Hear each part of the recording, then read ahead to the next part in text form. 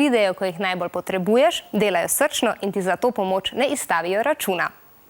To so, oziroma ste prostovoljci in v Sloveniji vas deluje kar 180 000, torej več kot je na primer prebivalcev Maribora, Celja in Kranja skupaj. V okviru programa slovenske filantropije Hiša Sadeži družbe pa deluje tudi skupina mladih vipavcev.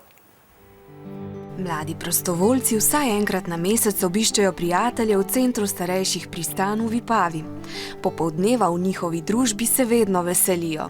So prijazni pa miroljubni. Imam kar doma nimam kaj delati. Prijemo samo v dom za starejše in se družimo z njimi. In delamo družabne igre, enkrat smo delali slino. Tokrat pa bodo kuhali.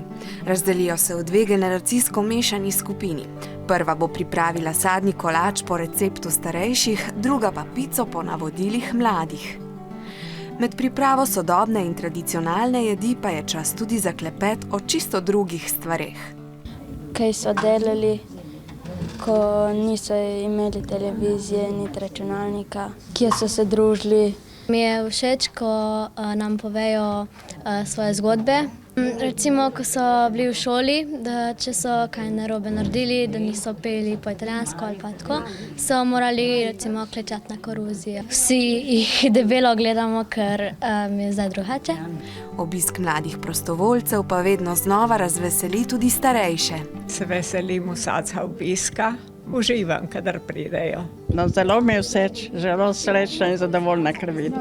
Prav pri srcu mi paše. Vesele, ker pride skozi vrata. Ja, da se malo razgovoriš, se razveseliš in da ti kaj povejo, da zveš kaj znova. Medgeneracijske prijateljske vezi osrečujejo tako mlade kot starejše. In da je srečanje še slajše, se pred slovesom še posladkajo z dobrotami, ki so jih spekli skupaj.